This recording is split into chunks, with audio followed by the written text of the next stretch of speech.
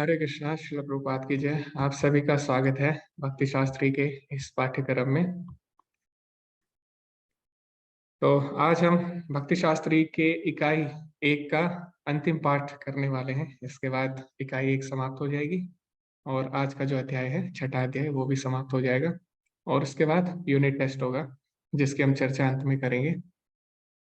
तो आज हमारा इकाई 1 का अंतिम अध्याय है, अंतिम पाठ है। और उसमें हम अध्याय 6 से 34वें श्लोक से लेकर अंतिमवें श्लोक यानी 47वें श्लोक तक चर्चा करेंगे। तो अभी तक हमने इस अध्याय में क्या क्या देखा, उसकी हम एक बार चर्चा करेंगे।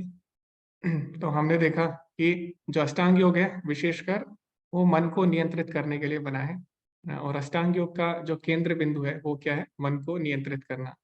और इसमें मन पे विशेष जोर दिया गया है ना। जितात्मना प्रशांतस्य परमात्मा समाहिता। तो इसमें बोला भी गया है 7वें श्लोक में इस अध्याय के कि जिसने मन को जीत लिया उसने परमात्मा को जीत लिया। तो अष्टांग योग का मुख्य उद्देश्य है अपने मन को भगवान में लगाना, परमात्मा में लगाना। ठीक है। उसके बाद हमने देखा अष्टांग योग के अलग अलग अंगों के बारे में हमने देखा, यम नियम, और उसके बाद यम नियम आसन, प्राणायाम, प्रत्याहार, आहार, ध्यान, धारणा, समाधि। तो अष्टांग योग के अलग अलग अंगों की हमने चर्चा की। उसके बाद हमने देखा कि अर्जुन ने मना किया अष्टांग योग करने से। और अर्जुन ने क्या कारण दिया कि जो अष्टांग योग है वो अव्यवहारिक यानी इम्प्रैक्टिकल है। तो अर्जुन ने उस समय ऐसा बोला था। और लेकिन आजकल क्या ये प्रैक्टिकल है? जब अर्जुन उस समय ऐसा बोल रहा है, तो आज क्या ये प्रैक्टिकल है? इस पे हमने चर्चा की थी। इस पे हमने ग्रुप डिस्कशन भी किया था कि अष्टांग योग क्यों इम्प्रैक्टिकल है, क्यों अव्यवहारिक है। इस पे हमने ग्रुप डिस्कशन किया था। उसके बाद हमने देखा कि कृष्ण भावनामृत में अष्टांग योग के सारे नियमों का पालन हो जाता है। जो जो लाभ अष्टांग योग में मिलते हैं वो भक्ति योग में स्वतः ही मिल जाते हैं। तो हम प्रभुपाद जी का तात्पर्य पढ़े या फिर अगर हमने चर्चा की, तो हमारा केंद्र बिंदु यही था कि अष्टांग योग के सारे लाभ भक्ति में मिल जाते हैं। इसके ऊपर हमने चर्चा की थी। हर श्लोक में हमने देखा प्रभुपाद जी ने इस बात को हाईलाइट किया है, इस बात पे विशेष बल दिया है। उसके बाद हमने देखा कि प्रभुपाद जी की मनोदशा क्या है, वो क्या हमें बताना चाह रहे हैं, उस पर भी हमने चर्चा की थी। तो अभी हम देखेंगे कि जो छठा अध्याय है ध्यान योग, उसको किस तरह हम विभाजित कर सकते हैं अलग अलग विषयों में। तो 1 से लेके 9 तक जो श्लोक है वो हमें बताते हैं कि दो तरह के दो भाग हैं किसी भी योग के, चाहे अष्टांग योग हो या भक्ति योग। तो एक होता है योगारूढ़ अवस्था यानी प्रारंभिक अवस्था, और एक होता है योगारूढ़ अवस्था यानी परिपक्व अवस्था या परफेक्शन जिसमें आ जाता है ना। तो एक होती है बिगिनिंग स्टेज यानी प्रारंभिक अवस्था योगारूढ़, एक होती है परफेक्शन स्टेज, उसको योगारूढ़ अवस्था या फिर परिपक्व अवस्था बोला जाता है। उसके बाद हमने चर्चा की योगाभ्यास और अष्टांग योग में अलग अलग चरण, और अंतिम चरण समाधि में क्या होता है उसकी भी हमने चर्चा की। समाधि में क्या होता है कि जो साधक होता है अष्टांग योग का, वो परमात्मा को अपने और सबके हृदय में देख पाता है, अनुभव कर पाता है। और उसकी दृष्टि क्या होती है उसकी भी हमने चर्चा की कि जिसके हृदय में परमात्मा से जो संबंध बना चुका है उसकी दृष्टि क्या होती है। उसके बाद हमने देखा अर्जुन ने अष्टांग योग को अस्वीकार किया, और अर्जुन ने बहुत सारे कारण दिए। उसमें से एक कारण था कि जो अष्टांग योग है वो इम्प्रैक्टिकल, अव्यवहारिक है। और अर्जुन ने साथ ही साथ बोला कि मन को वश में करना कोई छोटी बात नहीं है। उसके अर्जुन ने 4 कारण भी बताए। चंचलम ही मना कृष्ण परमार्थी बलवत्तम। ठीक है। तो अर्जुन ने बोला मन चंचल है, अशांत है, और बलवान है, और जिद्दी है। तो ये 4 कारण अर्जुन ने दिए थे। आज जो हम आज जो हमारा विषय है इस अध्याय का, इस पाठ का, वो है कि असफल योगियों की गति क्या होती है। अगर कोई साधक, चाहे वो अष्टांग योग में हो या भक्ति योग में हो, अगर वो अपनी साधना में असफल हो जाते हैं तो उनका क्या होता है। ठीक है। तो ये हम आज देखेंगे। और अंत में भगवान हमें बताएंगे कि सबसे श्रेष्ठ योग क्या है। तो अभी तक हमने बहुत सारे योग पढ़ लिए, कर्म योग, ध्यान योग, ज्ञान योग, अष्टांग योग, है ना। तो सबसे श्रेष्ठ योग कौन सा है वो भगवान हमें बताएंगे। ठीक है। तो उसकी भी हम चर्चा करेंगे। तो अर्जुन के प्रश्न से आज हम आरंभ करेंगे 37वें श्लोक से। अर्जुन उवाच अयति श्रुतयोपेतो योगात् चलितमानसा अप्राप्य योग संसिद्धिं काम गति कृष्ण गच्छति। अर्जुन ने कहा, हे कृष्ण, उस असफल योगी की गति क्या होती है जो प्रारंभ में श्रद्धा पूर्वक आत्म साक्षात्कार की विधि ग्रहण करता है, किंतु बाद में भौतिकता के कारण उससे विचलित हो जाता है और योग सिद्धि को प्राप्त नहीं कर पाता। तो अभी हम देखते हैं भगवान ने अलग-अलग योग बताए हैं और सारे योग आसान नहीं है ना? कोई भी योग आसान नहीं है। तो उसमें बहुत ज़्यादा प्रयास करना पड़ता है। जैसे कि हमने देखा अष्टांग योग है, उसमें कुछ यम और नियम है, उसका पालन करना है।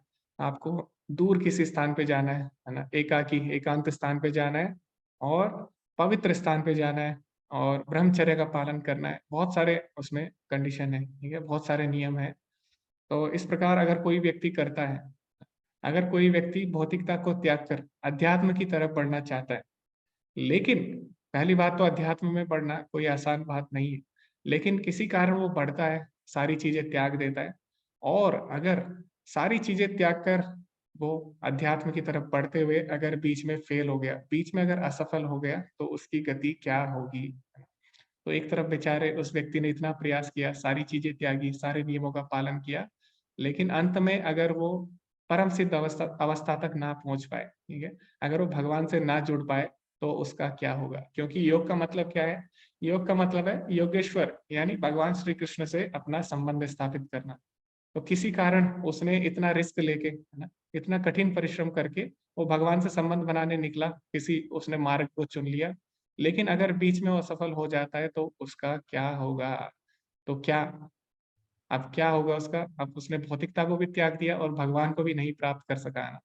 तो अंत में उसे ना माया मिली, ना कृष्णा। तो उसका क्या होगा फिर? उसने भक्ति तो चुन ली, माया को त्याग दिया और साथ ही साथ कृष्ण से संबंध भी नहीं बना पाया। तो ना माया मिली, ना कृष्ण, तो उसका क्या लाभ फिर भक्ति करने का या फिर कोई भी योग करने का, जब भगवान ही प्राप्त नहीं होंगे, फिक्स नहीं है ना। तो यही अर्जुन ने पूछा कि क्या लाभ होगा ऐसा कठिन योग करके या फिर कोई भी योग करके अगर भगवत प्राप्ति ना हुई, अगर बीच में किसी कारण व्यक्ति का पतन हो जाता है या किसी कारण वो असफल होता है, तो उसका क्या होगा? तो हम देखते हैं जो भौतिक कार्य है, उनमें क्या होता है, उनमें जब तक कोई कार्य 100% यानी 100% नहीं हो जाता, तब तक उस कार्य को पूर्ण नहीं बोला जाता। तब तक उसको पूरा नहीं माना जाता, जब तक वो 100% यानी 100% नहीं हो जाता। ठीक है? जैसे कि हम देखते हैं कोई अगर इंजीनियरिंग कर रहा है ना? और इंजीनियरिंग में क्या होता है, उसमें 40 सब्जेक्ट 40 से 50 सब्जेक्ट होते हैं। तो अगर मान लीजिए कोई इंजीनियरिंग कर रहा है और एक सब्जेक्ट में वो फेल हो जाता है, तो उसको इंजीनियरिंग की डिग्री नहीं दी जाएगी, उसको इंजीनियर नहीं बोला जाता। तो भौतिक जगत में इस प्रकार होता है, ठीक है? तो क्या आध्यात्मिक जगत में भी ऐसे ही होगा? क्या अगर कोई आध्यात्मिक मार्ग पे निकला और अगर वो पूरी तरह सफल ना हो पाया, तो क्या उसको भगवत प्राप्ति होगी? तो यही अर्जुन का प्रश्न है। तो कई बच्चे क्या करते हैं, हमने देखा अभी, तो जैसे कि कई बच्चे पढ़ाई भी करते हैं साथ-साथ और जॉब की तैयारी भी करते हैं नौकरी की, है ना? तो ऐसे में क्या होता है, ना उन्हें जॉब मिल पाती, ना उनकी पढ़ाई सही से हो पाती है। तो क्या भक्ति मार्ग में या क्या अध्यात्म में भी ऐसे ही होता है कि व्यक्ति ने भोग का त्याग कर दिया, लेकिन वो भगवान की प्राप्ति पे ध्यान दे रहा है, लेकिन ना वो भोग सही से कर पाया, ना वो भगवान को प्राप्त कर पाया। तो ऐसे व्यक्ति का क्या होगा? ठीक है? उसने भोग को भी त्याग दिया, लेकिन साथ ही साथ भगवान की प्राप्ति भी नहीं हो पाई। किसी कारण उसका पतन हो गया या वो योग पथ से यानी अध्यात्म के पथ से किसी तरह वो विचलित हो गया, तो उसका क्या होगा? तो यही बात अर्जुन ने भगवान से पूछी।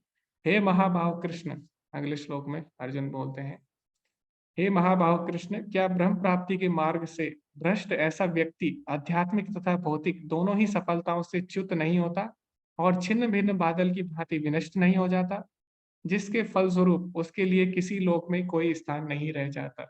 तो अर्जुन यहाँ पे बादल के उदाहरण से समझाते हैं। तो हम देखते हैं कि जो छोटे-छोटे बादल होते हैं, वो क्या करते हैं, बड़े बादल की तरफ जाते हैं और आपस में मिलके एक बड़ा बादल बना लेते हैं। तो इसी तरह अलग-अलग लोग होते हैं, वो भगवान से जुड़ना चाहते हैं अलग-अलग योग द्वारा। लेकिन कभी-कभी क्या होता है, जब हवा आती है बहुत ज़्यादा तेज, तो जो छोटे-छोटे बादल होते हैं, वो कभी-कभी बड़े बादल से नहीं मिल पाते और आसमान में ही वो छिन्न-भिन्न हो जाते हैं। तो यही अर्जुन पूछ रहा है कि क्या योगी के साथ भी ऐसा ही होगा? अगर किसी कारण वो भगवान से ना जुड़ पाया, तो क्या वो भी छिन्न-भिन्न हो जाएगा? तो यही बात अर्जुन ने भगवान से पूछी। ओके, तो आगे भगवान क्या उत्तर देते हैं, उसकी हम चर्चा करेंगे। तो भगवान बोलते हैं, पार्थ नैवेव नामुत्रा विनाशश्च विद्यते, न हि कल्याणकृत कश्चित् दुर्गतिम तात गच्छति। भगवान ने कहा, हे प्रतापपुत्र, कल्याण कार्यों में निरत योगी का ना तो इस लोक में और ना परलोक में कोई विनाश होता है।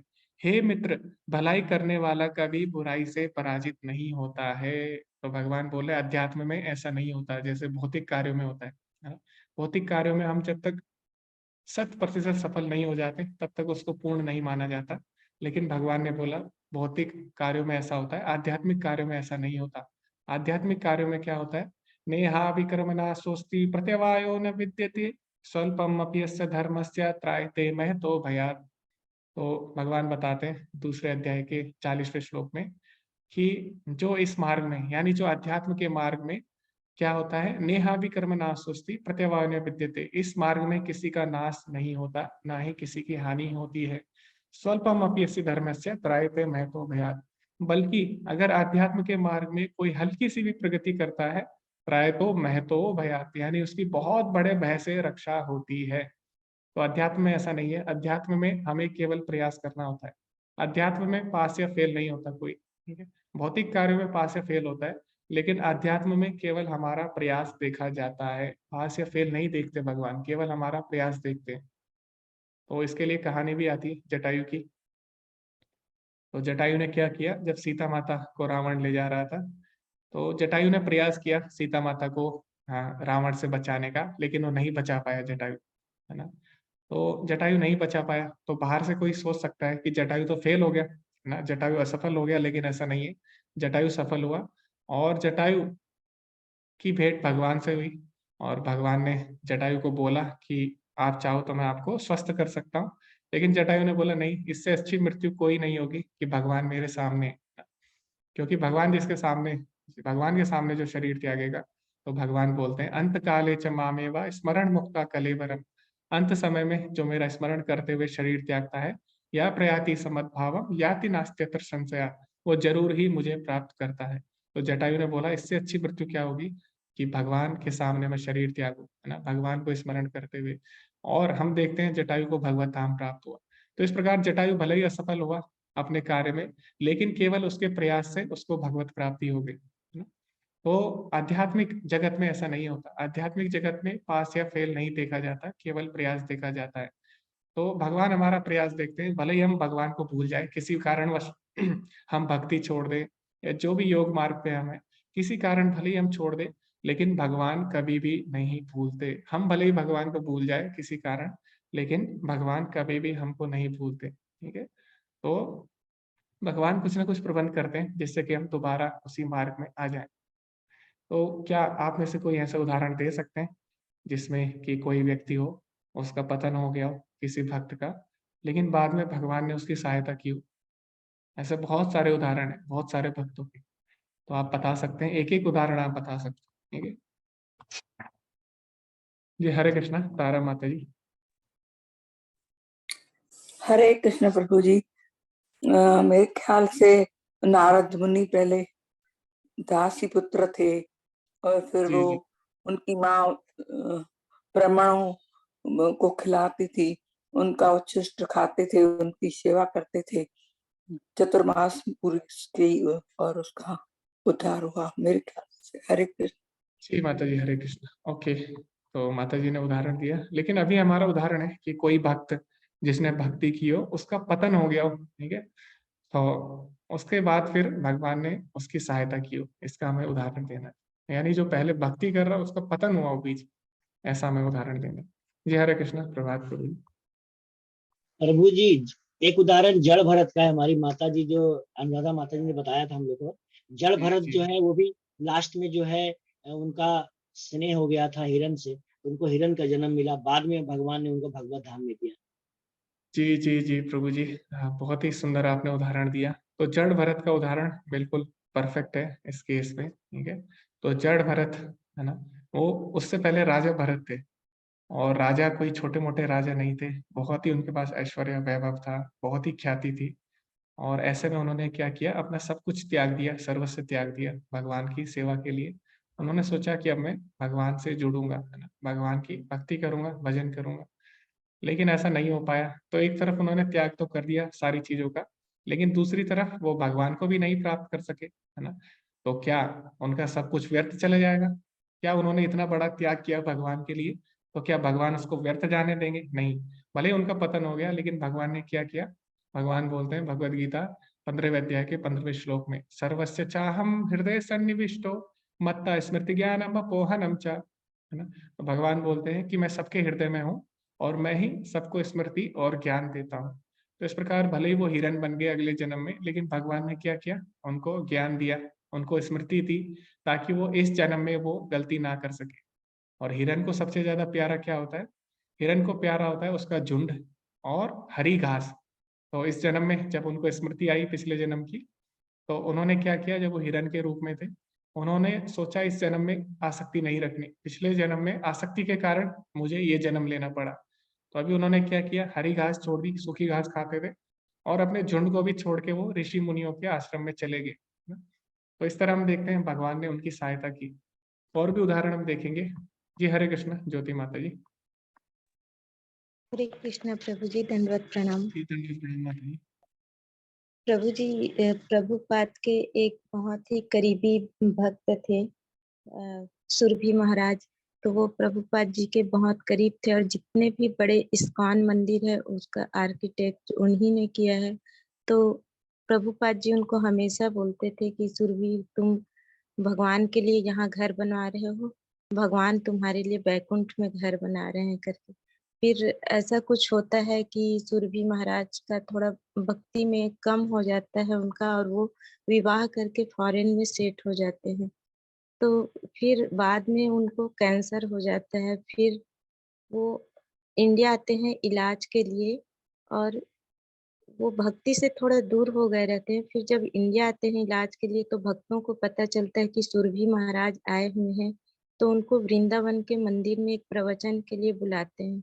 तो सुरभि महाराज कहते हैं कि मैं अभी भक्ति से दूर हूँ, तो मैं नहीं आ पाऊंगा। लेकिन जब भक्त उनसे आग्रह करते हैं, तो वो मंदिर में आते हैं और वहाँ प्रवचन करते हैं, और कीर्तन करते करते वहीं वो देह त्याग देते हैं। तो प्रभु जी से हमको ये जो जी आपने जी प्रश्न पूछा, मुझे लगता है कि यहाँ एग्जाम्पल सेट हो रहा है। एक तो गुरु का जो अ, आशीर्वाद था वो भी खाली नहीं गया, और उन्होंने जो भक्ति किया था उनका भी उनको फल मिला कि धाम में आके कीर्तन करते हुए उन्होंने देह त्यागा। हरे जी कृष्ण। माता जी धन्यवाद। बहुत ही सुंदर आपने पास टाइम सुनाया सुरभि महाराज जी का। बहुत ही अच्छा लगा माता जी, कुछ नया सुनने को मिला। जी, तो जैसे हमने देखा कि इसमें तो अगले जन्म में उनको स्मृति आई, लेकिन महाराज जी को इसी जन्म में उसका लाभ मिल गया भक्ति का, है ना? तो जरूरी नहीं है हमें अगला जन्म लेना पड़े। और इसका उदाहरण अजामिल भी है। तो अजामिल के साथ भी ऐसे ही हुआ था। अजामिल का भी पतन हो गया था किसी कारण, भक्ति मार्ग से या आध्यात्मिक मार्ग से। तो बाद में क्या किया? भगवान ने उनकी सहायता की, और भगवान ने उनको एक और अवसर दिया, उनको दूसरा जन्म नहीं लेना पड़ा। तो उसी जन्म में उन्होंने अच्छे से प्रयास किया और भगवत प्राप्ति की। जी ओके, साउंड ब्रेक हो रहा है। ओके, तो नेटवर्क इश्यू है शायद। ओके, तो अभी दोबारा होगा तो आप मुझे बता देना। धन्यवाद प्रभु जी। ओके, तो गजेंद्र भी है उदाहरण, जैसे कि माता जी ने चैट में लिखा, शायद लक्ष्मी माता जी ने लिखा था। जी, बिलवा मंगल ठाकुर जी भी है। हाँ जी, तो गजेंद्र भी क्या थे? पिछले जन्म में वो भी भगवान के भक्त थे। तो हम देख सकते हैं कोई जानवर भगवान को कैसे याद कर सकता है। आप देख सकते हो यहाँ पे इंसान जो मनुष्य है वही भगवान को याद नहीं कर पाता, तो फिर एक जानवर ने कैसे भगवान को याद कर लिया, एक हाथी ने कैसे भगवान को याद कर लिया।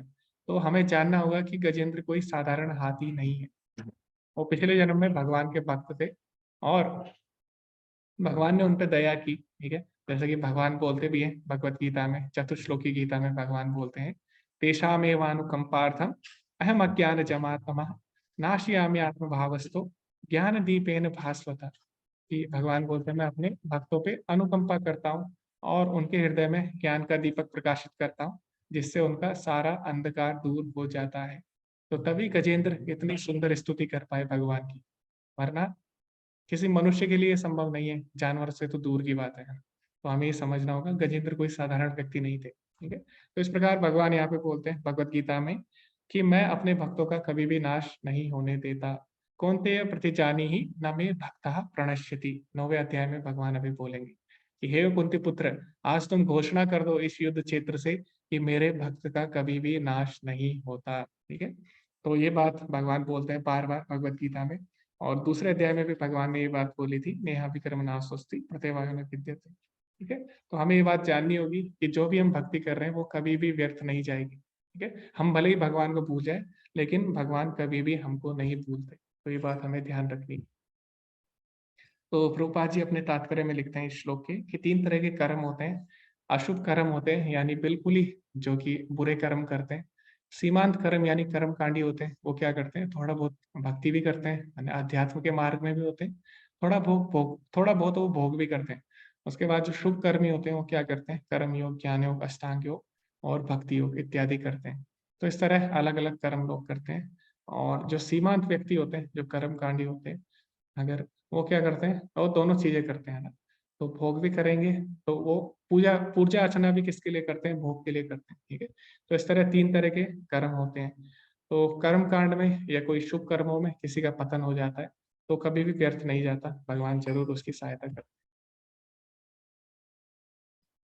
ओके, तो आगे भगवान बताते हैं फिर ऐसे योगी के साथ क्या होता है। ठीक है, तो मान लीजिए किसी का पतन हो गया तो भगवान उसकी सहायता करते हैं, ये चीज हमें पता लगी, लेकिन कैसे, उसके साथ क्या क्या होता है, तो भगवान विस्तार से बताते हैं। तो जब अगला जन्म उस योगी का होता है तो उसके साथ क्या होगा, पूर्वाभ्यासेन तेनेव हीयते ह्यवशोऽपि सः जिज्ञासुरपि योगस्य शब्द ब्रह्म इति वर्तते। अपने पूर्व जन्म की दैवी चेतना से वह ना चाहते हुए भी स्वतः योग के नियमों की ओर आकर्षित होता है। ऐसा जिज्ञासु योगी शास्त्रों के अनुष्ठानों से परे स्थित होता है। तो अभी जो साधारण व्यक्ति होते हैं उन्हें क्या करना होता है, उन्हें अगर भगवान से जुड़ना है तो उन्हें पहले बहुत सारे शास्त्र पढ़ने होते हैं, उसके नियमों का पालन करना होता है, उसका अभ्यास करना होता है। लेकिन पूर्व जन्म में अगर किसी ने भक्ति की है या कोई आध्यात्मिक मार्ग में है, तो भगवान बोलते हैं उसको ये सब करने की जरूरत नहीं पड़ती, उसको शास्त्र वगैरह पढ़ने की आवश्यकता नहीं है। क्यों? क्योंकि पूर्व जन्म के अभ्यास के कारण इस जन्म में स्वाभाविक रूप से ही वो उन नियमों का पालन करने लगता है। ठीक है, क्यों?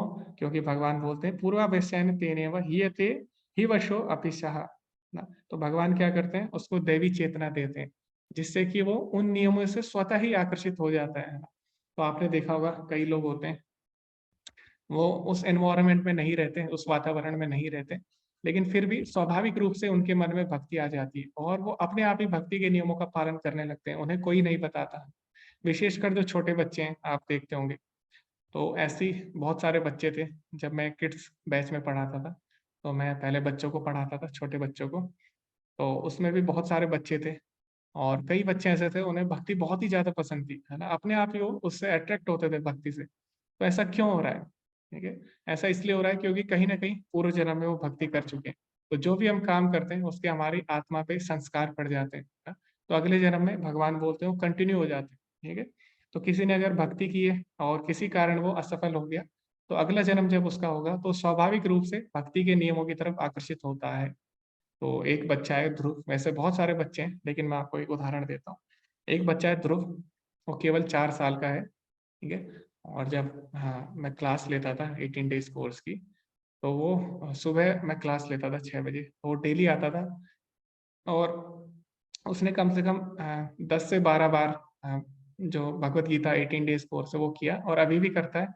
अभी भी मैं क्लास लेता हूँ, तो कभी-कभी आ जाता है वो, ठीक है? तो इतनी जल्दी सुबह 6 बजे उठ के वो नहाता था, तैयार होता था, टीका लगा के वो अपना वीडियो ऑन करके बैठता था, है ना?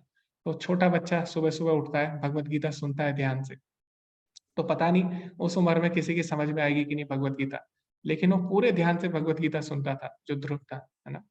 तो ऐसा क्यों हो रहा है? इतने छोटे बच्चे आजकल क्या कर रहे हैं? वो कार्टून देखते हैं, कई बच्चे मोबाइल में लगे रहते हैं, लेकिन वो बच्चा सुबह-सुबह उठ के भगवत गीता सुन रहा है, डेली भगवत गीता सुन रहा है और वो बैठ जाता है नहा धो के तैयार होके।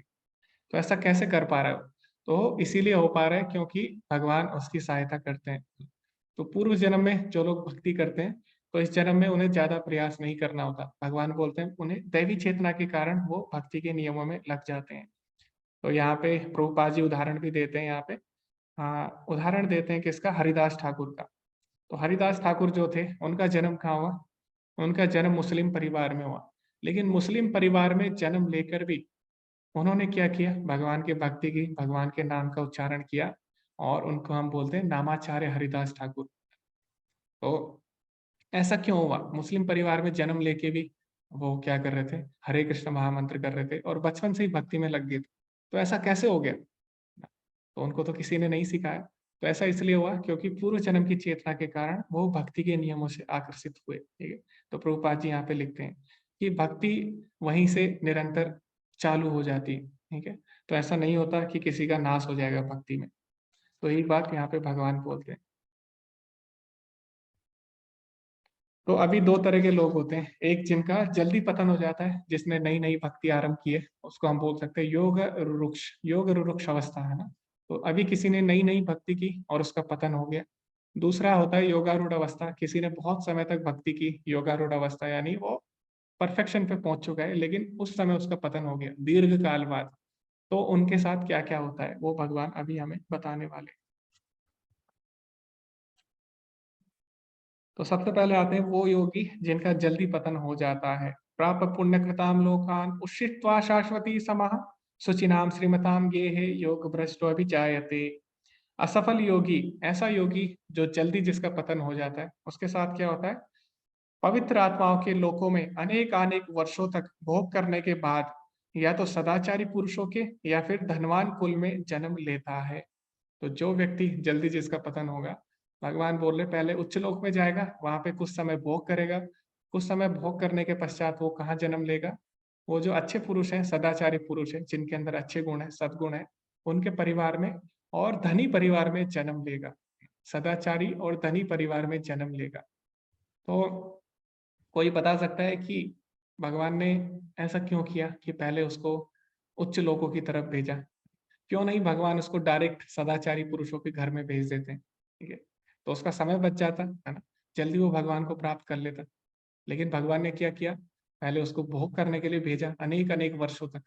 और हम जानते हैं कि यहाँ का जो टाइम है वो अलग है और जो उच्च लोगों का टाइम है वो अलग है, तो यानी उसको और ज्यादा समय लग गया, है ना।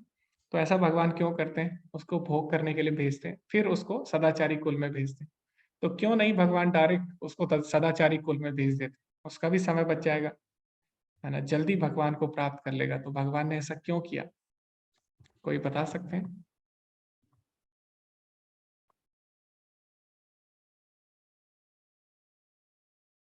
ओके, आवाज ब्रेक हो रही है। ओके, तो मैं नेटवर्क चेंज करता हूँ, एक मिनट।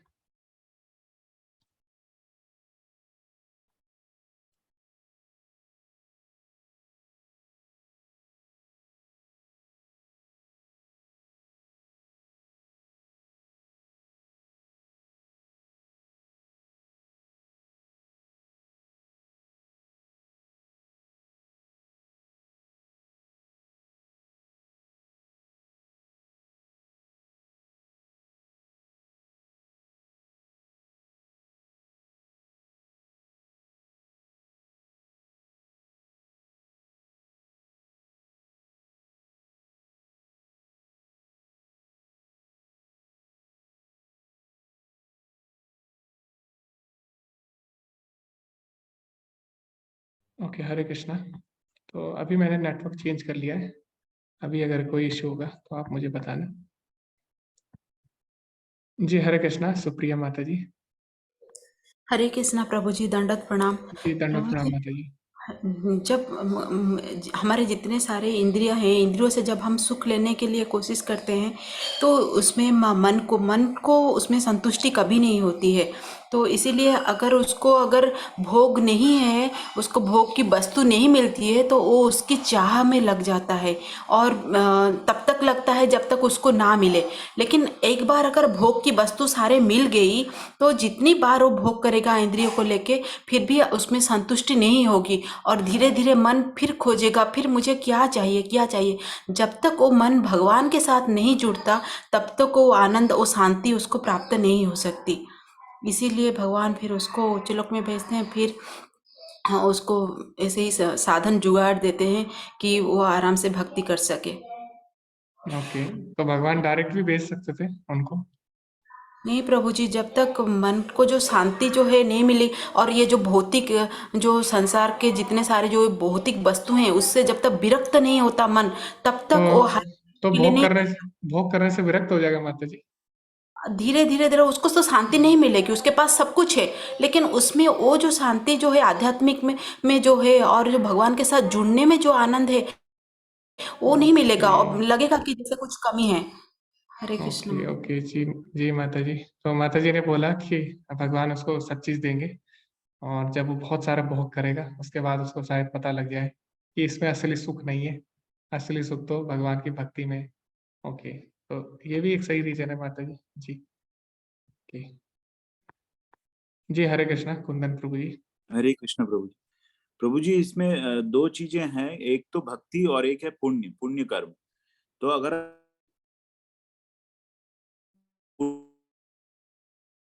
ओके, तो हरे कृष्णा प्रभु भी जी, कृष्ण आपकी प्रश्न पूछा आवाज। था कि उसकी सदगति क्या होती है जिसकी भक्ति बीच में छूट जाती है।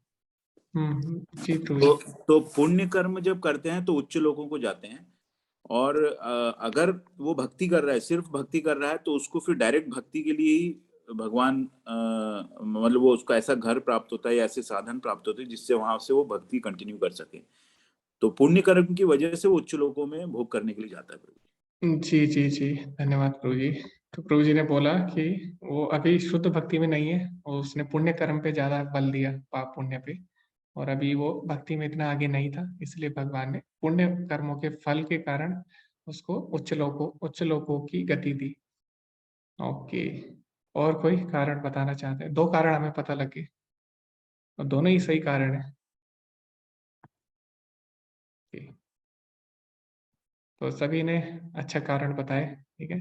तो एक और जो मुख्य कारण है वो क्या है? उसकी इच्छा। तो अभी क्योंकि वो नया नया है भक्ति में, तो उसकी ज्यादा इच्छा किधर है? अभी भोग की तरफ है। और हमें पता है भगवान परमात्मा रूप में सबके हृदय में है, और सबकी इच्छा पूरी करते हैं ना, भगवान किसी को फोर्स नहीं करते। तो अभी जो नया नया साधक है, उसके मन में क्या है? अभी भौतिक इच्छाएं ज्यादा है। तो इसीलिए भगवान क्या करते हैं? उसकी इच्छा पूर्ति करने के लिए पहले उसको उच्च लोक में भेजते हैं। फिर दूसरी तरफ हम देखते हैं कि भगवान क्या करते हैं उसके बाद? उसको सदाचारी और धनवान कुल में जन्म देते हैं। अब ऐसा क्यों किया भगवान ने, उस पर हम चर्चा करेंगे। धनवान कुल में क्यों जन्म दिया, है ना?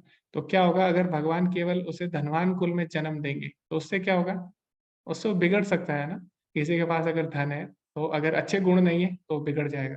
और वो वैसे भी भक्ति में नया नया है, वो भक्ति में ज्यादा प्रगति उसने की नहीं है, और वैसे ही वो स्वर्ग लोक से आया है, उच्च लोकों से आया है। तो अभी क्या होगा? उसके मन में और ज्यादा भोग की इच्छा होगी, और ऐसे में अगर उसको पैसा मिल गया, धन मिल गया, धनवान कुल मिल गया, तो और ज्यादा बिगड़ जाएगा। तो इसलिए भगवान क्या करते हैं? धनवान के साथ साथ उसको सदाचारी परिवार भी देते हैं। तो केवल धन नहीं देते, भगवान क्या करते हैं? उसको अच्छे गुण वाला परिवार भी देते हैं, ताकि इसके पास धन तो रहे, लेकिन साथ ही साथ ये विचलित ना हो जाए। इसीलिए भगवान अच्छे गुण वाला परिवार भी उसको देते हैं, ठीक है। तो ऐसा क्यों करते हैं? क्या धन देना जरूरी था?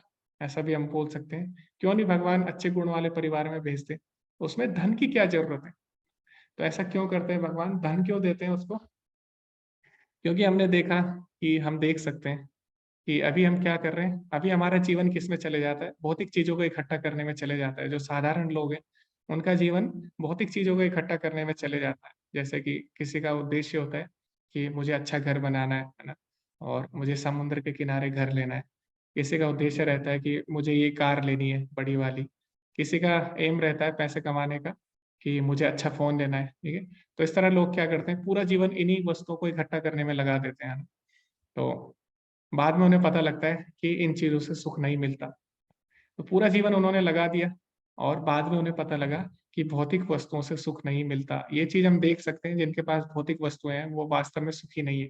आप देख सकते हैं बॉलीवुड में जितने भी सेलिब्रिटीज हैं, उनके पास सारी चीजें हैं, लेकिन वो लोग सुखी नहीं है, डिप्रेशन में है। कई लोग सुसाइड भी कर लेते हैं, ठीक है। तो भौतिक चीजें सुख नहीं दे सकती, लेकिन ये हमें कब पता लगता है? जब हमारा समय जा चुका होता है, पूरा जीवन हमने लगा दिया भौतिक चीजों को इकट्ठा करने में, बाद में पता लगा इसमें सुख नहीं है। लेकिन जिस व्यक्ति के पास पहले से ही सारी भौतिक सुख है, जिस व्यक्ति के पास पहले से ही धन है, तो अभी वो क्या करेगा? अभी वो सोचेगा कि मेरे पास सब चीज है, धन है, लेकिन फिर भी सुख नहीं है। तो अभी उसके पास बहुत सारा समय उसका बच गया। अगर उसके पास पहले से ही धन है, तो अभी क्या करेगा? वो अध्यात्म की तरफ बढ़ जाएगा, ठीक है। तो हम देखते हैं अमेरिका में जब प्रभुपाद जी प्रचार के लिए गए तो वहां पे लोग जल्दी भक्त बन गए। क्यों? क्योंकि उनके पास पहले से ही वो सारी चीजें हैं जिसके लिए हम प्रयास कर रहे हैं ना। जैसे हम सोचते हैं कि हमारे पास आईफोन है तो उसके लिए हम क्या करते हैं, बहुत ज्यादा कठिन परिश्रम करते हैं ना।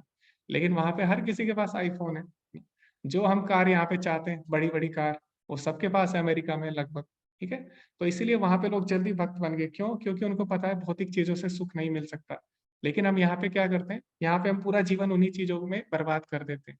तो इसीलिए भगवान क्या करते हैं, उन भक्तों को धनवान कुल में और सदाचारी पुरुषों के कुल में भेजते हैं, ताकि उनके पास पहले से ही सारी सुविधाएं हो और उनको पता लग सके कि वास्तव में इन सुविधाओं में सुख नहीं है, और वो जल्दी फिर भगवान से जुड़ सके। ठीक है, तो इसीलिए भगवान क्या करते हैं, उनको सदाचारी और धनवान कुल में भेजते हैं।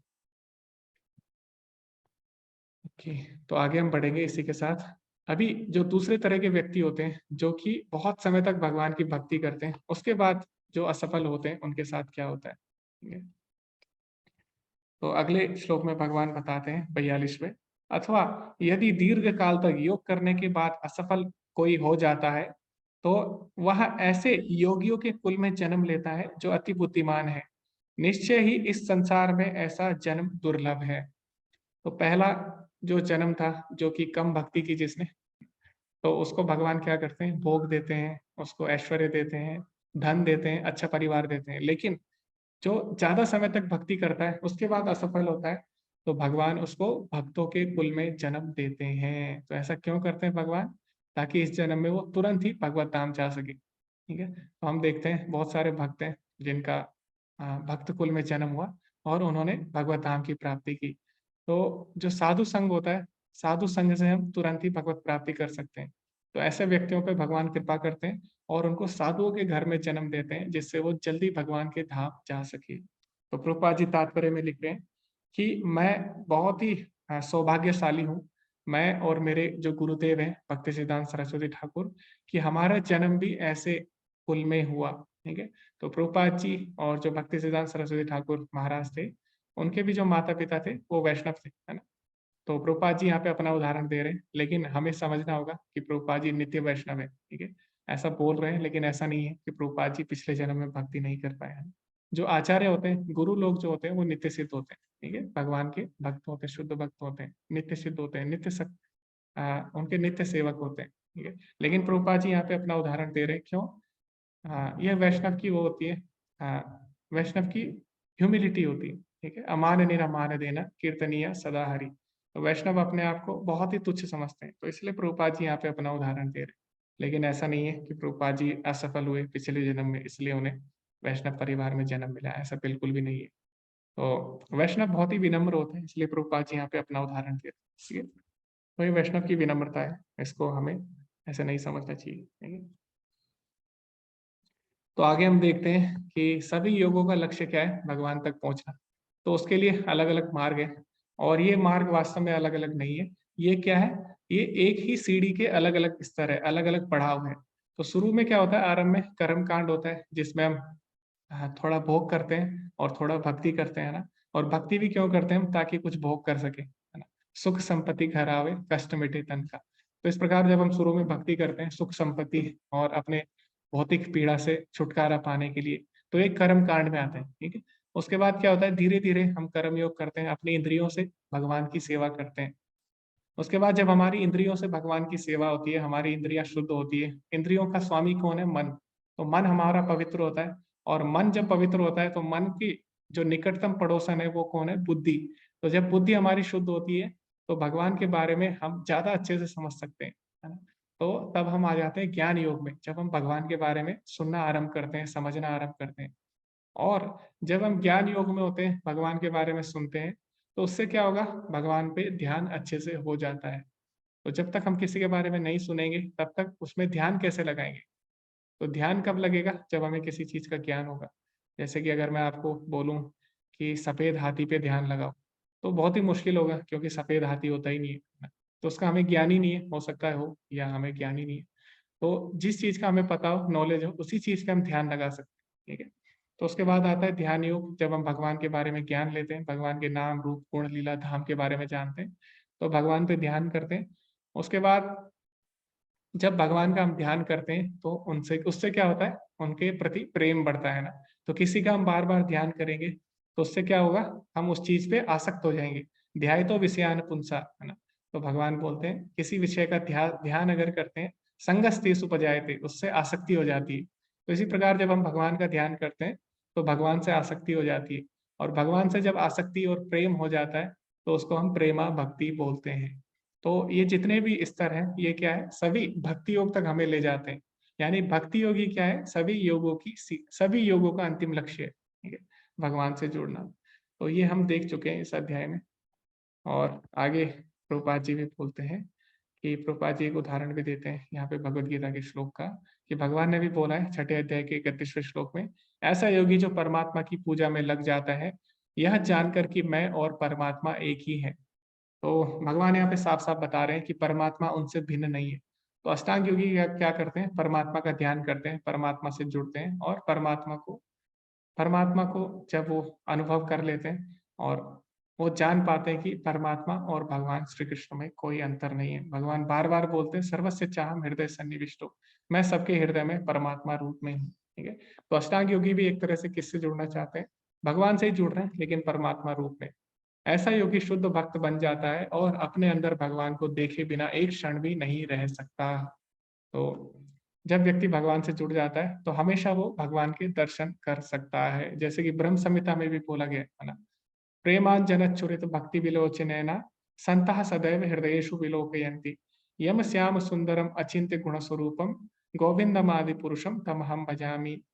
तो प्रेम के काजल से और भक्ति की आंखों से जो एक योगी होता है या जो एक भक्त होता है, संतः सदैव हृदयेषु विलोकयन्ति, वो अपने हृदय में हमेशा देख सकता है किसको, यम श्याम सुंदरम, श्याम सुंदर अचिंत्य गुण स्वरूपम, जो कि अचिंत्य गुण के स्वरूप है, उनको देख सकता है, ठीक है।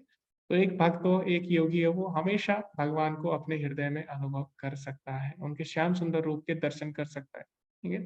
तो वास्तव में अष्टांग योग भी क्या है, अष्टांग योग भी हमें भक्ति में ही ले जाता है। तो जब भगवान का चिंतन बढ़ेगा तो उनकी हम अच्छे से भक्ति कर सकेंगे।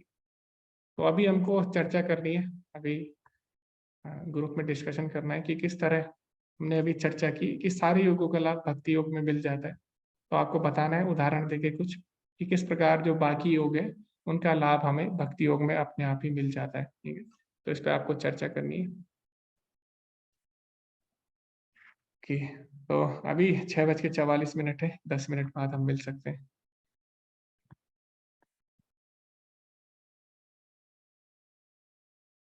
ओके संजय प्रभु जी, आवाज में इशू आ रहा है। ओके जी, आज पता नहीं ऐसा क्यों हो रहा है।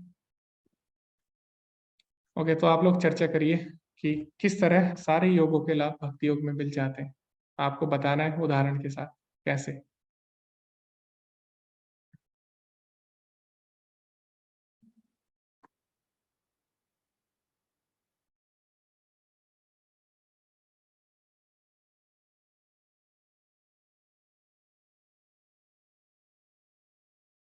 ओके, आप ज्वाइन कर सकते हैं ब्रेकआउट रूम्स।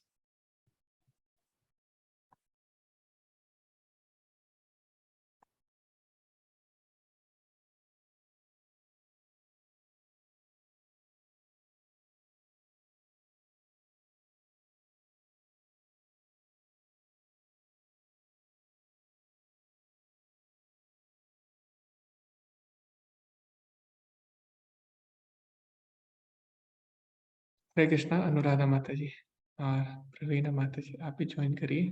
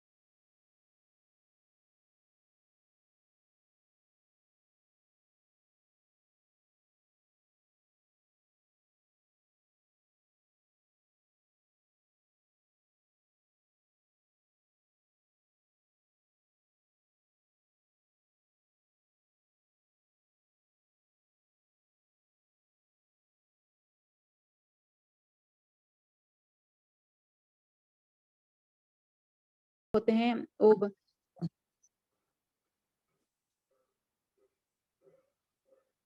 जी जी माता जी।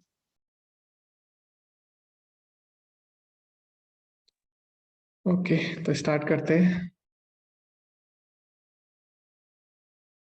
जी हरे कृष्णा, आनंद प्रभु जी। हरे कृष्ण प्रभु जी। हमारे ग्रुप में जो डिस्कशन हुआ उसके आधार पे जो 3 योग होते हैं, जैसे कर्म योग, ज्ञान योग और अष्टांग योग। तो सबसे पहले आता है कर्म योग। कर्म योग में जो भक्ति करते हैं तो अपनी सारी इंद्रियों को भगवान के प्रति समर्पित करके भगवान में लगा के कर्म करते हैं, तो वो भक्ति योग कर्म योग कहलाता है। उसी प्रकार जो दूसरा ज्ञान योग होता है, जो भगवान को समझने के लिए उनकी लीलाओं का श्रवण कर पूरी तरीके से ज्ञान उनके बारे में जानकर उनके पूरी तरीके से भगवान में लगते हैं, तो वो ज्ञान योग कहलाता है। और तीसरा होता है अष्टांग योग, न यम नियम प्राणायाम आसन प्रत्याहार, इनसे जो भगवान को प्राप्त करने की कोशिश करते हैं, तो वो तीसरी तरीके से ये भगवान को प्राप्त करने की कोशिश करते हैं। अब इसमें भक्ति योग अगर देखा जाए तो भक्ति योग के बारे में हम ये देखते हैं कि जब सबसे शुरुआत में भक्ति में क्या होता है, भगवान के बारे में काम करना शुरू करते हैं कि भगवान के प्रति पूरी तरीके से निष्ठा से हम कर्म करते हैं, कि जो भी है भगवान को समर्पित करके करते हैं। दूसरा, जब ज्ञान मतलब भगवान की लीलाओं के बारे में भी श्रवण करते हैं, पठन करते, जैसे हम श्रील प्रभुपाद की किताबें पढ़ते हैं, बुक्स पढ़ते हैं, उनके बारे में समझते हैं, उसमें जो उनके विचार जो पढ़ते हैं, तो उनसे हमारी भक्ति और दृढ़ होती जाती है। और तीसरा भक्ति में हम ये भी कि अष्टांग योग जो गुरु के बताए नियम है, यम नियम प्राणायाम जिसे बोलते हैं, तो गुरु जो नियम बताते हैं कि हमें 4 नियमों का पालन करना है, तो हम वो नियमों का पालन भी कर रहे हैं। तो वहां पे हम देखते हैं हमारा अष्टांग योग भी एक तरीके से इसमें कंप्लीट हो रहा है। तो ये जो तीनों नियम है, एक तरह से ये भी देखा जाता है कि जो भक्ति योग है वो एक माँ है, और जो 3 ज्ञान योग, अष्टांग योग, कर्म योग है वो उनके बच्चे हैं। तो जब माँ अपने बच्चों के साथ होते हैं तो बच्चे भी खुश होते हैं कि हाँ, हमें सब तरीके से सेफ्टी भी है और खुश भी हैं, क्योंकि इतना किसी के पास उनको सुख नहीं मिलता जितना अपनी माँ के पास सुख मिलता है। और देखा जाए तो एक ये भी है कि जो तीनों कर्म योग, ज्ञान योग, अष्टांग योग है तो भगवान को प्राप्त करने का एक साधन है। जैसे किसी भी अगर किसी शहर में जाते हैं तो एक होता है बाईपास और एक होता है सीधा रास्ता। तो जो सीधा रास्ता होता है वहां पर बहुत ज्यादा भीड़ होती है, कभी कभी उसमें टाइम भी लग जाता है, लेकिन जो बाईपास होता है वो भले लंबा हो लेकिन वहां पे कुछ भी हमें रोक टोक नहीं मिलती है। सीधा मतलब हम जब गंतव्य पे पहुंचने के लिए जल्दी पहुंच जाते हैं। तो भक्ति योग हमारे पास वो बाईपास है जहाँ हम सारे अवरोधों को क्रॉस करके भगवान को प्राप्त कर सकते हैं। तो प्रभु जी ये है भक्ति योग। हरे कृष्णा। जी प्रभु जी, धन्यवाद। बहुत ही सुंदर आपने समझाया, सुंदर तरीके से आपने माँ का उदाहरण दिया, बच्चों का, और बाईपास का उदाहरण दिया। बहुत ही अच्छा लगा प्रभु जी। तो ज्यादा इसको मैं एक्सप्लेन नहीं करूंगा, प्रभु जी ने बहुत ही अच्छे से बताया। और कर्म योग में हम अपनी इंद्रियां लगाते हैं, और ज्ञान योग में हम अपनी बुद्धि लगाते हैं, और अष्टांग योग में हम अपना मन लगाते हैं। ठीक है, लेकिन भक्ति योग में हम क्या करते हैं? भक्ति योग में हम अपनी आत्मा को लगा देते हैं। हाँ?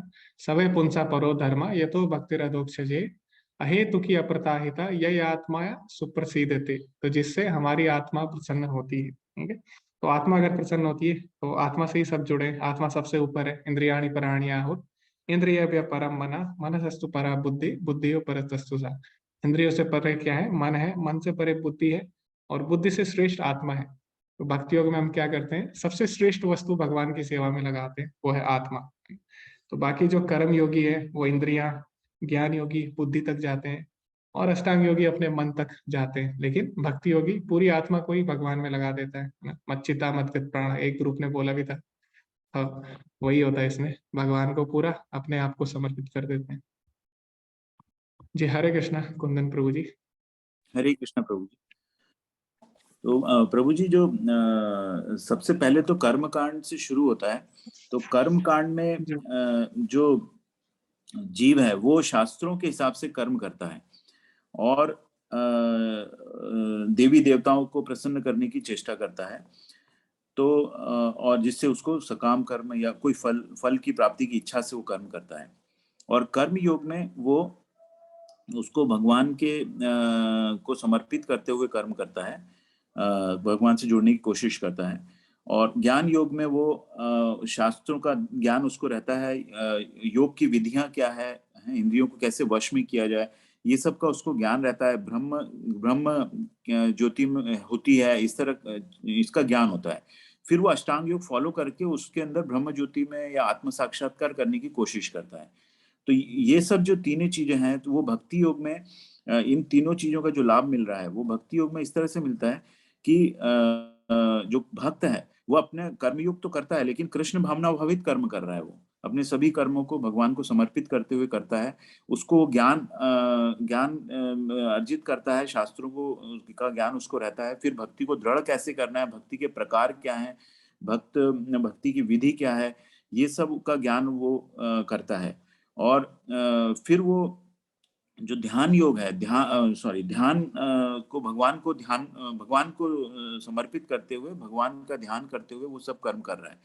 तो इस तरह से वो उसका जो लक्ष्य है वो भगवान है। जो बाकी योग के जो लक्ष्य हैं वो ब्रह्म ज्योति आत्म साक्षात्कार तक सीमित रहते हैं। तो जो भक्ति योग का लाभ है वो तो पूरा मिलता ही है ब्रह्म ज्योति तक, लेकिन वो भगवान को प्राप्त करता है।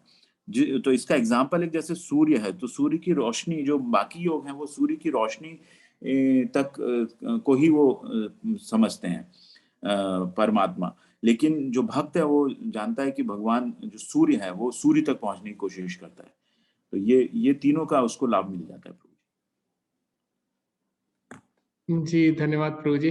तो प्रभु जी ने एक अलग ही दृष्टिकोण से इसको बताया और बहुत ही सुंदर तरीके से समझाया, और ये बिल्कुल ही अलग है, बिल्कुल ही अलग दृष्टिकोण से प्रभु जी ने इसको समझाया कि जो ज्ञान योगी है वो क्या करते हैं, भगवान को निराकार ब्रह्म के रूप में जानते हैं, वो निराकार ब्रह्म के स्तर तक पहुंच सकते हैं।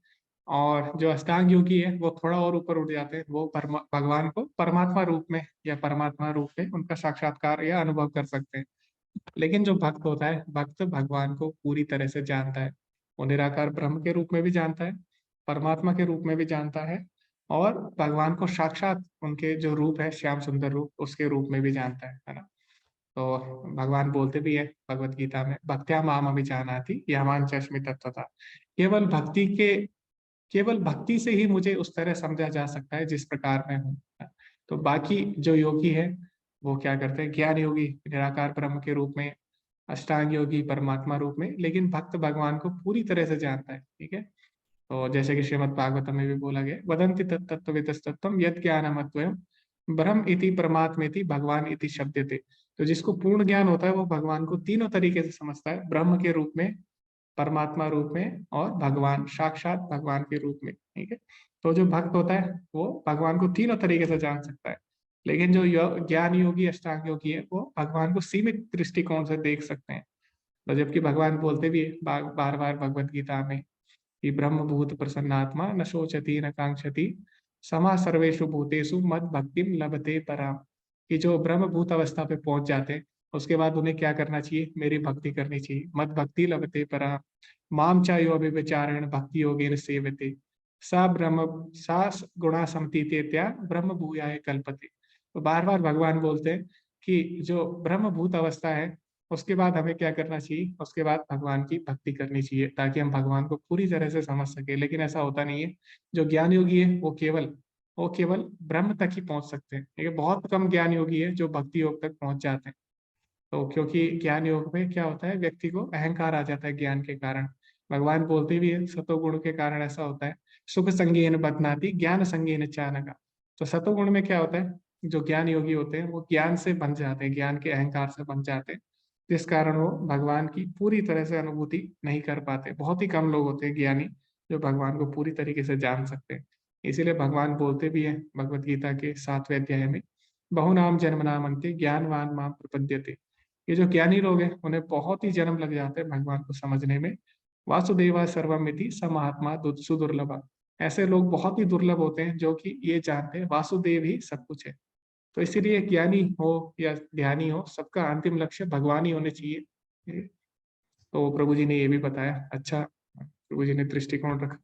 जी हरे कृष्णा, प्रभात प्रभु जी। हरे कृष्णा प्रभु जी। प्रभु जी, दोनों प्रभु जी ने तो बहुत कुछ बता दिया, फिर भी मैं थोड़ा बहुत इसमें जोड़ूंगा। जी। हमारे जो ग्रुप में जो डिस्कशन हुआ उसके अनुसार मैं बताता हूँ, उनकी बातें मैं रख रहा हूँ। हरे कृष्ण। भक्ति योग सबसे आसान तरीका है, और भक्ति योग वो है जिसमें कोई लक्ष्य नहीं होता। वो जानता है कि जितना भी भक्ति करूंगा उसका फल मुझे मिलेगा। जैसे भक्ति योग इतना आसान है, जैसे वृंदावन हमको जाना हो तो हम साइकिल, रिक्शा, ऑटो से क्यों जाए? अगर हम हवाई जहाज का अगर टिकट हमको मिल रहा है, इसका एक एग्जाम्पल दिया है दूसरे प्रभु जी ने, मैं दूसरे तरह से रख रहा हूँ। जब हवाई जहाज का टिकट मुझे मिल रहा है आसानी से वृंदावन जाने का, तो मैं उससे जाऊंगा। दूसरी बात है, भक्ति जो है विकारों से परे है। अन्य योग में बहुत ही कठिन मार्ग है, भक्ति मार्ग कठिन नहीं है। दूसरा पॉइंट जो रख रहा हूँ, अभी जो प्रभु जी ने बोला भक्ति जो माँ है, मैं भी वही बात बोलना चाहता हूँ। सभी योगों की जननी भक्ति योग है। अन्य योग तो सिर्फ भक्ति योग में भक्ति करने के साधन मात्र है। हम किसी भी योग में क्यों न हो, हमारा लक्ष्य तो भगवत प्राप्ति ही होता है।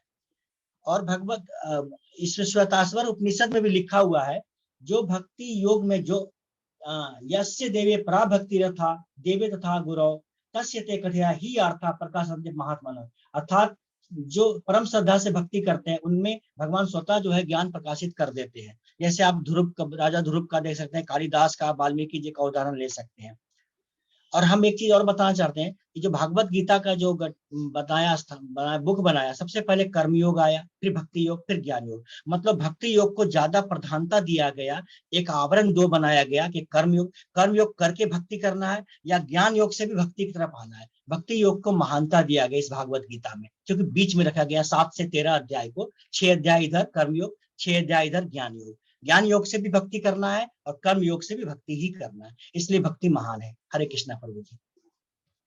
जी प्रभु जी धन्यवाद, बहुत ही सुंदर आपने उदाहरण दिए। प्रभु जी ने बताया कि भक्ति के लाभ बताए, बाकी योगों की तुलना में सरल है और सभी योगों की जननी है। और भक्ति में मुख्य बात यह है कि नाश नहीं होता। बाकी योग में क्या है, आपको कोई भी बीच में अगर आप असफल हो जाते हो, आपको दोबारा से शुरू करना पड़ेगा, है ना। जैसे यज्ञ में क्या होता है, अगर आप यज्ञ करते हैं, बीच में अगर कोई त्रुटि होगी, मान लीजिए तो आपको कोई जरूरी काम आ गया, यज्ञ आप छोड़ के चले गए, तो ऐसा नहीं है अगले दिन आप दोबारा वहीं से यज्ञ करोगे, है ना। आपको दोबारा से यज्ञ करना पड़ेगा। लेकिन भक्ति में ऐसा नहीं है, भक्ति जहाँ से छूटती है भगवान बोलते हैं वहीं से आरंभ हो जाती है, ठीक है। और साथ ही साथ प्रभु जी ने उदाहरण भी दिए ध्रुव महाराज के, कि किस प्रकार ध्रुव महाराज भगवान से शुरू में कुछ मांगने गए थे, कर्म कांड के रूप में भगवान की शरण में गए थे, लेकिन अंत में उन्हें भक्ति योग प्राप्त हुआ, ठीक है।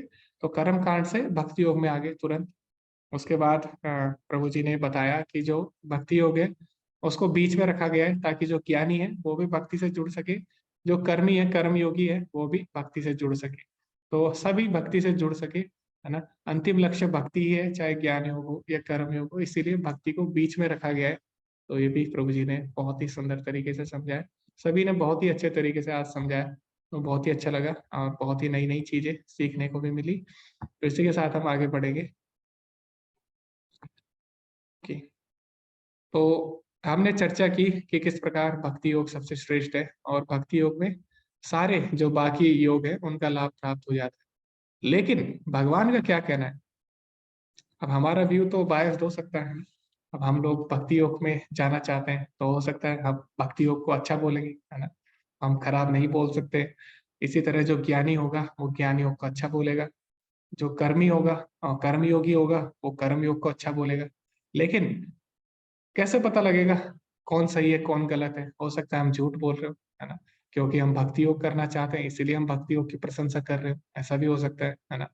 तो सही क्या है गलत क्या है वो भगवान ही बता सकते हैं, ठीक है। तो भगवान का क्या कहना है वो अभी हम देखेंगे। भगवान जो बोलेंगे वही हम मानेंगे, हम किसी की बात नहीं मानेंगे, है ना। तो भगवान बोलते हैं अंत में इस अध्याय के, योगिनाम अपि सर्वेषां मद्गतेनन्तरात्मना श्रद्धावान भजते यो माम समय युक्त तमो मतः। तो भगवान ने साफ साफ बोल दिया सारे योग बताने के बाद, योगी नाम अपि सर्वेषां, जितने भी तरह के योगी हैं उन सभी में, मद्गतेन अंतरात्मना, ऐसा योगी जो हमेशा अंतःकरण में मेरा चिंतन करता है, श्रद्धावान भजते यो माम, जो भगवान में श्रद्धा रखता है और श्रद्धा पूर्वक भगवान की भक्ति करता है। भजते, भजते जो शब्द है वो भज धातु से आया है, भक्ति भज ये सब क्या है, भज धातु से आया है। इसका मतलब होता है सेवा करना। तो जो भगवान में श्रद्धा रखते हैं, श्रद्धा पूर्वक भगवान की सेवा करते हैं, यानी भगवान की भक्ति करते हैं, समय युक्त तमो मतः, भगवान बोलते हैं वो सबसे श्रेष्ठ है ऐसा मेरा मत है। अंत में भगवान ने ये भी बोला ना, स्पेशली भगवान ने बोला ऐसा मेरा मत है। क्यों बोला भगवान ने मेरा मत है? क्योंकि भगवान के मत से ऊपर कोई भी नहीं है ना। भगवान ने बोल दिया 7वें अध्याय के 7वें श्लोक में, मत्तः परतरम न अन्य किंचित अस्ति धनंजय, कि हे धनंजय मेरे से ऊपर कोई भी नहीं है, भगवान से ऊपर परम सत्ता कोई नहीं है, ना ही भगवान के बराबर कोई है। तो भगवान ने जो बोल दिया वो अंतिम सत्य होगा, ठीक है, क्योंकि भगवान क्या है? पूर्ण सत्य है ना। सत्यम परम धीमहि, ऐसा श्रीमद् भागवतम में बोला गया है। तो परम सत्य कौन है? भगवान है। और भगवान ने साफ साफ बोल दिया कि जो भक्ति योग है, यानी जो भगवान की सेवा करता है, हमेशा भगवान का चिंतन करता है, वही सबसे श्रेष्ठ योगी है, ठीक है। और भगवान बोलते हैं ऐसा मेरा मत है। तो कई बार क्या होता है, अगर आप किसी से पूछेंगे भगवत गीता क्या बताती है, तो जो कर्म योगी होगा वो बोलेगा भगवत गीता में लिखा है कर्मण्येवाधिकारस्ते, अपना कर्म करो, है ना। और ऐसा कई लोग बोलते भी है कि कर्म करो, फल की चिंता मत करो, तो अपना कर्म करो, अपना कर्तव्य करो। यही भगवत गीता का संदेश है, ठीक है, यही भगवत गीता का सार है कि अपना कर्म करो। तो कई लोग ऐसा बोलते हैं। उसके बाद आप किसी ज्ञानी से पूछेंगे कि भगवत गीता से आप क्या आप समझते हैं, भगवत गीता का सार क्या है, तो बोलेगा भगवान बोलते हैं कि ज्ञान के लिए काम करो, है ना। अपि चेदसि पापेभ्यः सर्वेभ्यः पाप कृतम सर्वम ज्ञान पल्वेने वर्जिनम संतरिष्यसि। तो बोलते हैं, भगवान बोलते हैं कि ज्ञान योग में जो पहुंच जाता है वो सभी बंधनों को पार कर जाता है। वो बोलेगा ज्ञान योग सबसे श्रेष्ठ है, ऐसा भगवत गीता में लिखा है। इसी तरह आप किसी अष्टांग योगी से पूछेंगे कि क्या सबसे श्रेष्ठ है, तो बोलेगा अष्टांग योग सबसे श्रेष्ठ है, ऐसा ऐसा भगवत गीता में लिखा है, ठीक है। तो हर कोई अपने अपने मत रखेगा, है ना। यह तो क्या था, ये तो मत तथोपथ, ऐसा ही कुछ था, ठीक है। तो हर कोई अपने अपने दृष्टिकोण के हिसाब से बोल सकता है, लेकिन वास्तव में भगवान ने क्या बोला है हमें वो सुनना है। तो भगवान ने बोल दिया कि सबसे सभी जितने तरह के योग है, सभी में सबसे श्रेष्ठ जो योग है या सबसे श्रेष्ठ जो योगी है वो कौन है?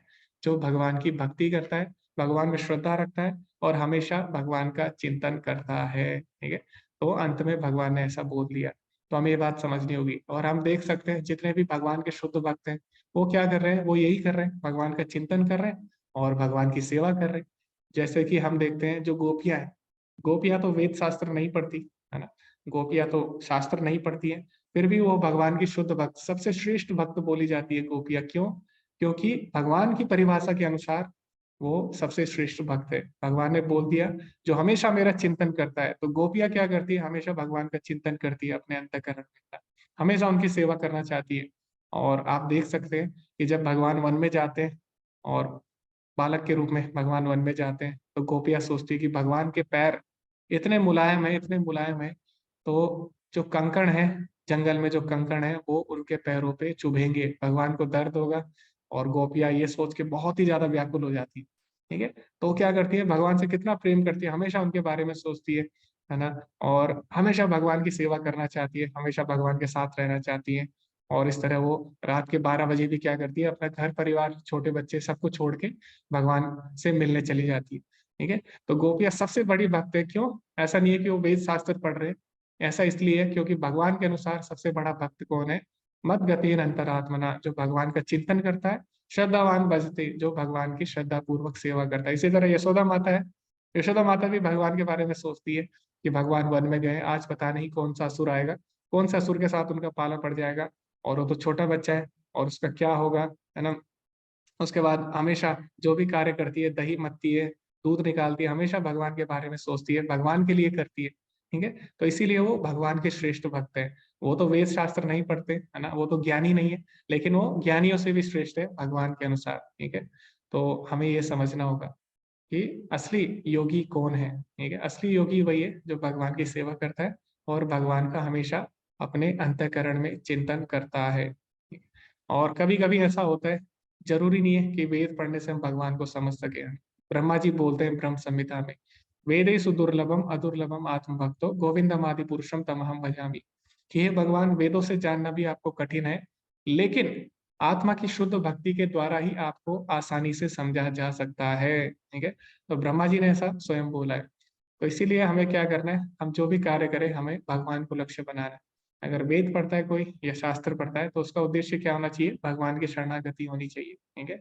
तो यही भगवत गीता का सार है और यही भगवान ने हमें बोल दिया अंत में।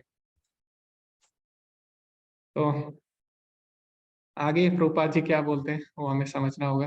तो पहले हम समझेंगे, हमने जाना कि इस प्रकार जो बाकी योग है वो हमें अंत में भगवान तक ही ले जाते हैं, है ना?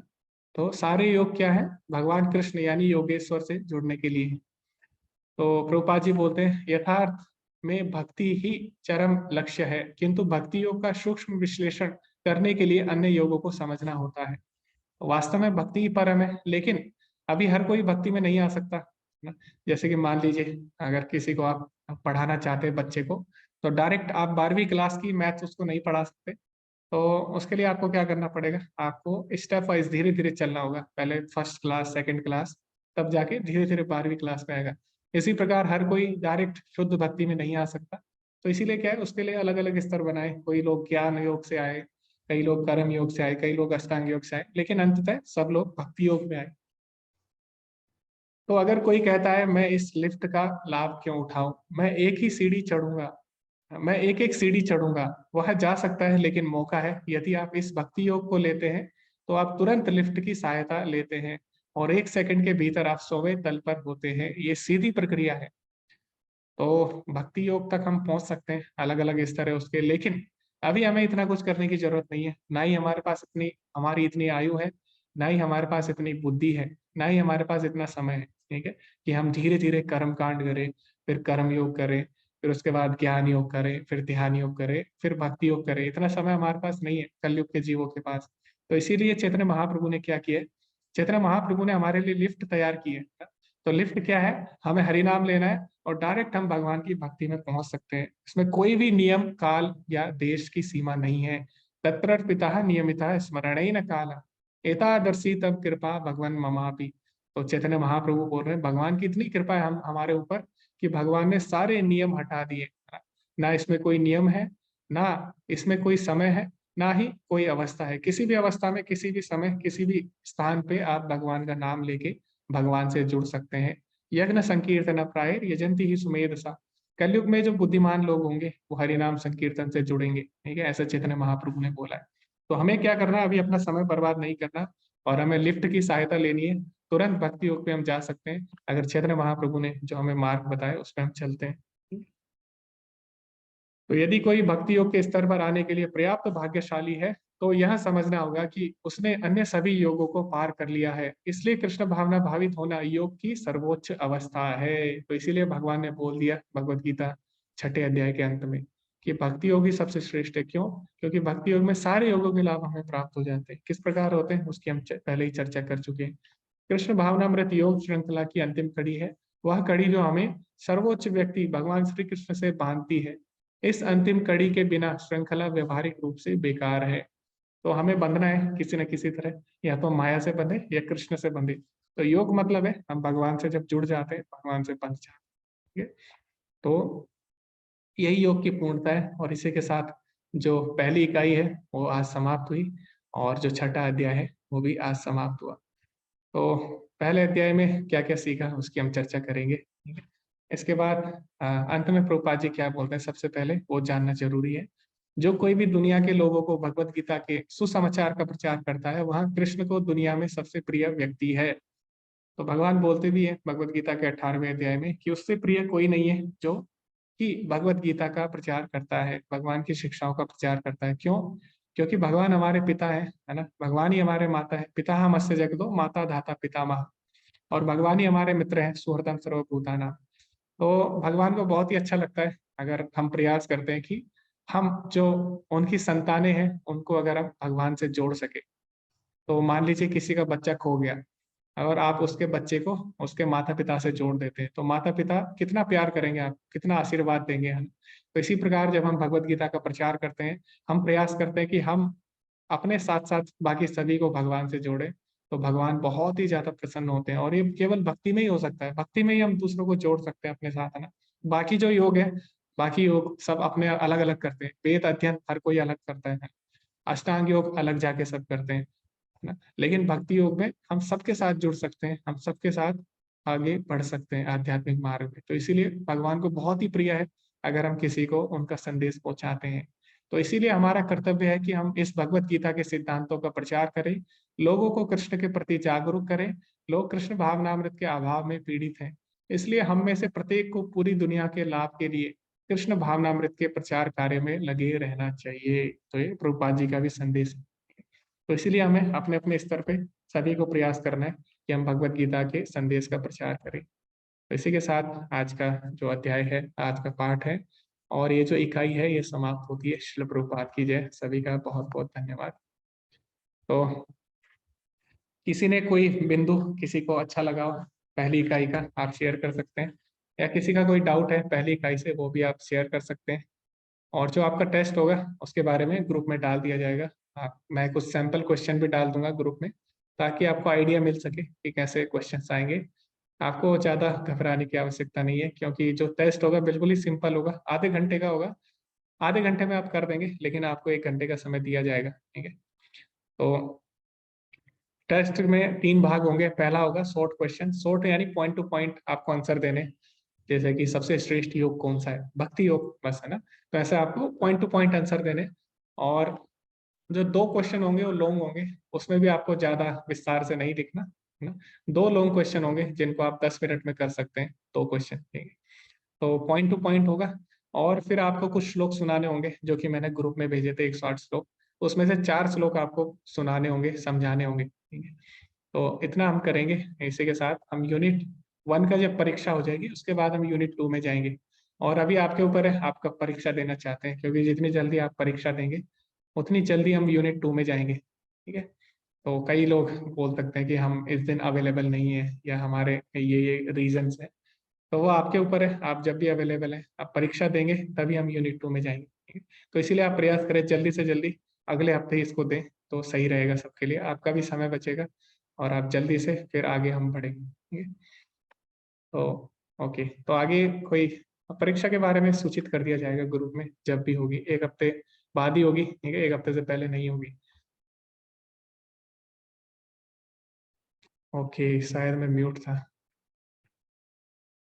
ओके, तो हरे कृष्णा अनुराधा माता जी। मैं कहाँ पे म्यूट हुआ था माता जी?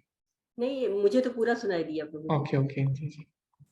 तो जी, तो अभी किसी को कुछ पूछना है, शेयर करना है यूनिट 1 से, या किसी का कोई डाउट है आप पूछ सकते हैं।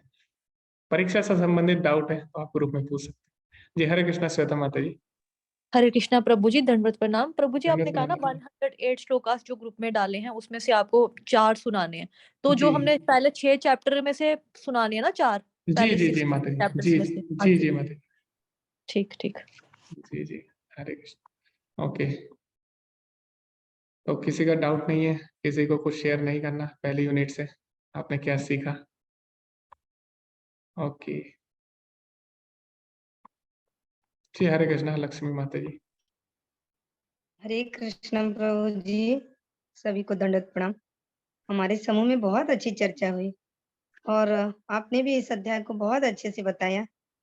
मुझे लगता है कि सभी को इतना ही आनंद आया होगा कि यह हम लोग भक्ति मार्ग में जा रहे हैं। पता नहीं जा रहे हैं कि नहीं जा रहे हैं। अच्छे घर में जन्म लिया है तभी तो इतना सुनने को भी मिल रहा है, इतनी स्वतंत्रता भी है प्रभु जी। तो बहुत बहुत धन्यवाद कहना चाहेंगे। बहुत आनंद आया आज की कक्षा में, बहुत सरल भाव से और सारे उदाहरण सभी ने बहुत अच्छे से प्रस्तुत किया। एकदम लग रहा था अपनी आत्मा का ही सारा उदाहरण है और हम सब वैसे ही दोषी थे और कलमशों में युक्त थे और प्रभुपाद जी की कृपा हो गई तो हरि नाम स्मरण करने को मिला। हिंदी के साहित्य में चैतन्य प्रभु जी का जीवन वृत्त कक्षा 6 में थे, बिहार बोर्ड से, तो पढ़ा था और हरि नाम संकीर्तन करते करते वे बेहोश हो गए। इसी पे अंतिम खत्म हो जाता था पाठ। लगता था बेहोश हो गए तो कैसे उठे। तो हम लोग अपनी मैम लोग से पूछते थे, चैतन्य महाप्रभु बेहोश हो गए तो फिर इतना कैसे आंदोलन चलाए, उनको कौन होश में लाया? परंतु यहाँ जुड़ने पे उन प्रश्नों का उत्तर मिला प्रभु जी। कहीं न कहीं ये आपने जो बच्चों का उदाहरण दिया ना, तो ऐसे प्रश्न रह जाते हैं। उसी की तलाश में शायद आदमी कहीं न कहीं भक्ति से जुड़ता है। ऐसे साधु संगति शास्त्र मिलते हैं प्रभु जी। आपको बहुत-बहुत धन्यवाद। जी और माता जी। श्लोका के लिए एक प्रश्न है प्रभु जी। जी जी जी। ओ समझाना पड़ेगा मतलब जैसे कार्पणे 275वां बोल दिया तो फिर इसका हिंदी बताना होगा। हाँ, आपको हिंदी बताना है और ऐसा नहीं है आपको वर्ड टू वर्ड बताना है, बस आपको जो जी उसका तब एक ठीक है। साधारण जो अर्थ है वो बताना है। जी माता जी। जी जी समझ गए प्रभु जी, शब्द एकदम अन्वय नहीं कर पाएंगे, जी जी ऐसे जी सरल रूप में बता देंगे। जी जी माता जी, तारा उसका माता जी सारा। को बहुत सारे प्रश्न थे, अभी बोल नहीं रही हैं प्रभु जी। जी माता जी, उनके पास अभी हम जाएंगे। जी जी माता जी, धन्यवाद। माता जी ने शेयर किया। और चैतन्य महाप्रभु के बारे में जब हम पढ़ते हैं इतिहास में, तो उनको एक कवि के रूप में दर्शाया जाता है, लेकिन उनके बारे में कोई अच्छी तरीके से नहीं जानता। ओके, तो हाँ, आप सभी से रिक्वेस्ट है कि आप सभी लोग साधना फॉर्म भरें, ताकि हमको पता लग सके कि आप लोग वास्तव में जो इसकी रिक्वायरमेंट है उसको पूरा कर रहे हैं कि नहीं। उसी के आधार पर सर्टिफिकेट दिया जाएगा। तो जो बेसिक रिक्वायरमेंट है उसको पूरा करने के लिए जरूरी है कि आप लोग फॉर्म भरें, तभी भक्ति शास्त्री का सर्टिफिकेट दिया जाएगा। और प्रभु जी शेयर करते हैं, लेकिन 4 ही लोग भरते हैं, ये बिल्कुल भी सही नहीं है। तो आप लोग भरिए, उसमें ज्यादा समय नहीं लगेगा, 1 मिनट का समय लगेगा। जी हरे कृष्णा अनुराधा माता जी। हरे कृष्णा प्रभु जी, दंडवत प्रणाम। जी दंडवत बहुत प्रणाम बहुत माता जी। धन्यवाद प्रभु जी, आप बहुत अच्छी तरह से, और मेरी तो जितनी भी यहाँ की जर्नी है वो आपके थ्रू ही हुई है। पढ़ती मैं उसके पहले भी थी, लेकिन मेरा 2 पैसे का मन नहीं लगता था और मुझे समझ में भी कुछ नहीं आता था। आपकी प्रेरणा ऐसी हुई कि आपके ही 18 डेज का कोर्स मैंने सीरियसली पढ़ा। उसके पहले एक बार और पढ़ा था तो मुझे कुछ समझ में नहीं आया था, और आपसे ही जुड़े, और यहीं से मेरी जो भक्ति स्टार्ट हुई वो आपके माध्यम से स्टार्ट हुई है। मैंने जो कुछ भी सीखा वो आपसे ही सीखा, पढ़ा आपसे ही सीखा, तो इसके लिए बहुत बहुत धन्यवाद है आपका। और परीक्षा के विषय में क्या कहें प्रभु जी, अब हम लोग की इतनी उम्र हो चुकी है कि परीक्षा की देने की उम्र नहीं रही है, लेकिन जो है वो आप लोग से जुड़े हैं तो देना ही है। जी माता जी, धन्यवाद। प्रभुपाद जी को सब श्रेय जाता है इसका। जी माता जी, तो परीक्षा में माता जी आपको ज्यादा कुछ इतना एफर्ट नहीं करना। आपको बस आपको पेन पेपर से आप लिख सकते हैं और उसकी फोटो भेज सकते हैं, ठीक है माता जी। और पॉइंट टू पॉइंट होगा, ऐसा कोई ज्यादा आपको विस्तार से नहीं लिखना, बस पॉइंट टू पॉइंट आपको आंसर देना है। और प्रभु जी फेल हो गए बच्चों जैसे तो फिर क्या करेंगे? फेल नहीं होते माता जी, इसमें इसमें बस प्रयास देखा जाएगा आप। क्योंकि हम लोग की तो विस्मृति बहुत होती है ना, इतना स्मृति नहीं रहती है तो। जी जी, इसमें ऐसा नहीं माता जी, आपकी मेमोरी चेक नहीं की जाएगी। आपको अच्छे क्वेश्चन दिए जाएंगे जिसमें आप सोच सकें और सोच के उसका जवाब लिख सकें। ऐसा मेमोरी बेस्ड क्वेश्चन नहीं दिए जाएंगे माता जी। हरे कृष्ण प्रभु जी, धन्यवाद। हरे जी कृष्ण। माता जी, हरे कृष्णा, धन्यवाद। जी। तो और किसी के प्रश्न है? हाँ, आप बताना चाहते हैं आपको क्या सही लगा इस यूनिट में?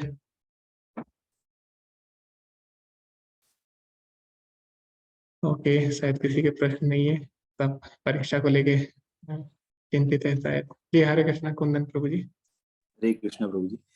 प्रभु जी, ये पूरा कर्म योग के बारे में ज्ञान प्राप्त हुआ।